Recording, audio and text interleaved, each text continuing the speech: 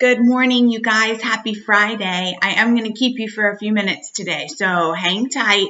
I've tried not to bother you a lot the last couple weeks, but there are some important things we need to go over today.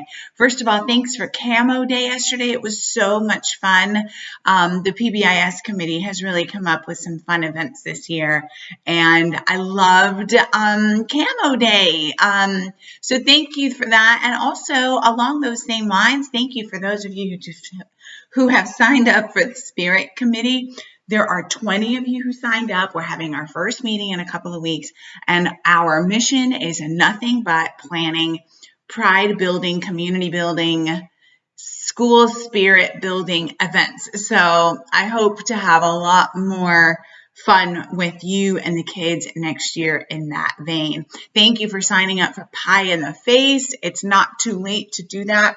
May 19th, kids who are passing all their classes will get to pie their teachers in the face. And we have so many good sports who are willing to do it. I'm doing it. So join me if you still want to. And also, we didn't mention this, but we need volunteers for the dunk tank for May 19th. I'm doing that too because you got to wash the whipped cream off somehow, right? So join me in the dunk tank. If you are interested in doing that, just email Carrie McDermott. He and the PBIS committee are hard at work on planning this event. So thanks for all the fun. I appreciate your fun energy and spirit, even though I know you're super duper duper tired. I know I am. All right, you guys. Moving on to next year, summer professional development. So many of you have signed up. I'm so excited. You get to come in and plan with your curriculum teams and get paid a little bit of money for it. So it's a great deal. And you can also come in and learn from your colleagues about some important topics that are going to be a focus for us next year. So I've attached it here in the Smore. You can still sign up if you want to. One important thing about planning, though, I do want to say, remember that this curriculum planning should not be so easy this year, because it would be such a waste if we didn't learn some good lessons from this experience that we've been through with digital learning. So we should not just be pulling out the lesson plan book from 2019. I know some of you as veterans have everything you need to roll out a year of instruction, but if we don't marry old practices with the new stuff that we've learned, it would be such a shame. So remember, on the Padlet, we agreed that tech tools are really, really helpful. Not all day, please, dear God, we don't want to stare at the computer all day long, but in the integration of our new technology knowledge to increase engagement and to help with differentiation, so we can send kids off on different paths depending on what they have demonstrated that they know. The whole concept of less is more. We agreed that focusing on power standards is really effective so that we can get deep knowledge instead of just sort of superficial knowledge that might not last.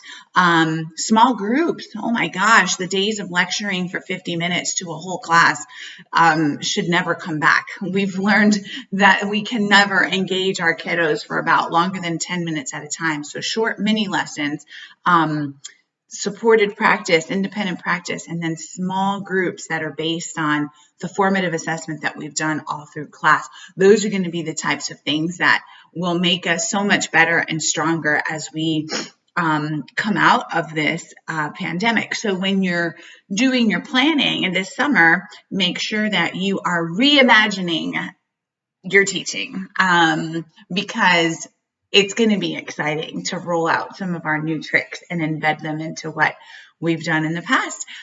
We will assign an e-class specialist to you so that they can be right alongside you, building your reteach, retest modules for you as you plan. And they can also build those tools for differentiation. They're so good at setting up activities that shoot kids off to different things depending on what they know. And so we want to support you in that way because we know that's a lot. So there will be somebody there with you as you're planning to help you build on those supplemental activities. I'm really excited to see what's going to come out of this year. I know this has been the worst experience for us and our kids, but we're going to come out new and improved, and that's exciting. So sign up for PD. I'm here all summer, so I can't wait to see all of you when you come in.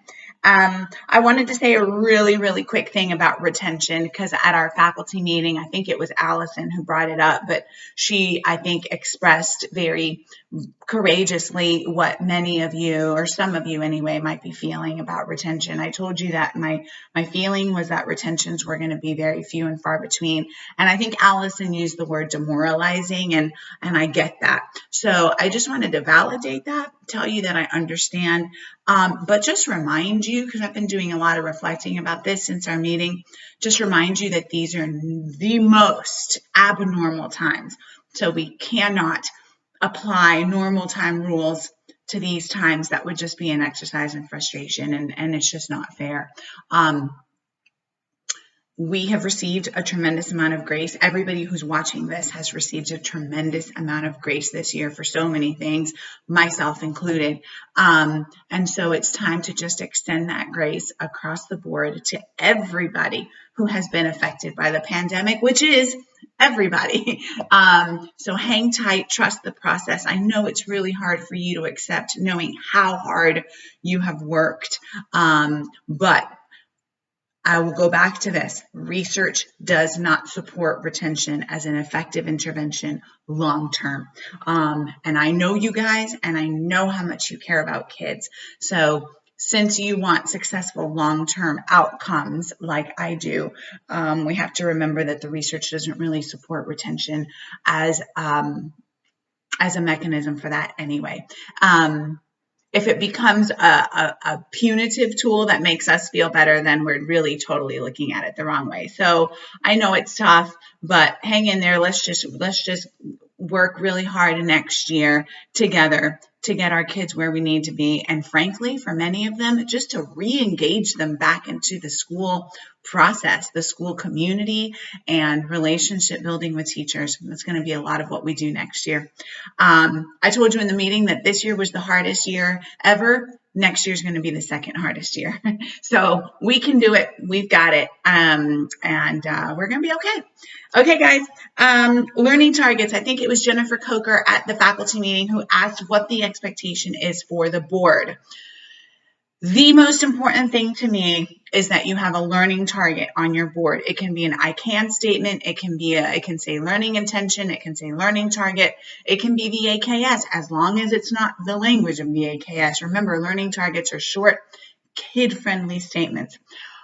The importance to me is that kids know what they're responsible for learning in a class period, number one. And number two, that you reference that learning target with them at the beginning of class and then at the end of class, so that you know who got there and who didn't, so that your instruction is informed for the next day. And you do that by formatively assessing all through class, and then together having the kids review whether or not they achieved mastery of that target. So we are going to want to see, not for our sake, but for the kids' sake, we are going to want to see a learning target on your board. That's it.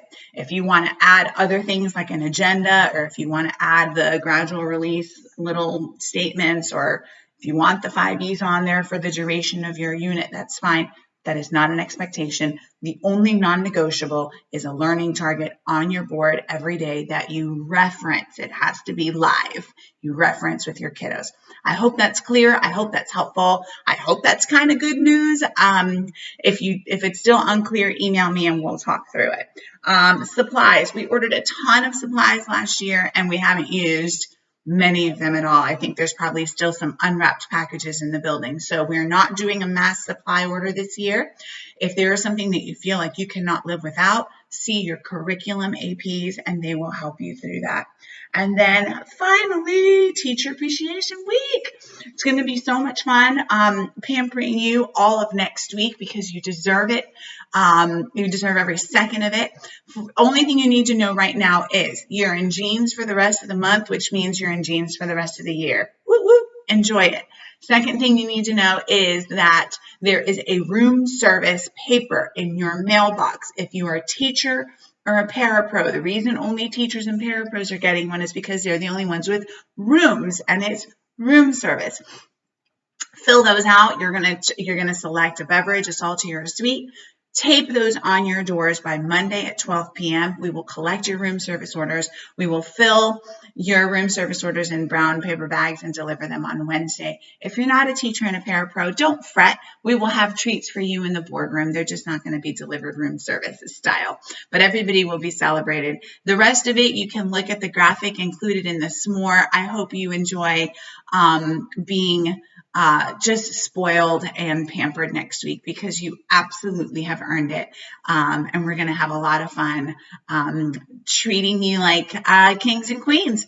All right, you guys, get some rest this weekend. Disconnect if you can. I love you. Thank you for everything that you do, and I'll see you around. Bye.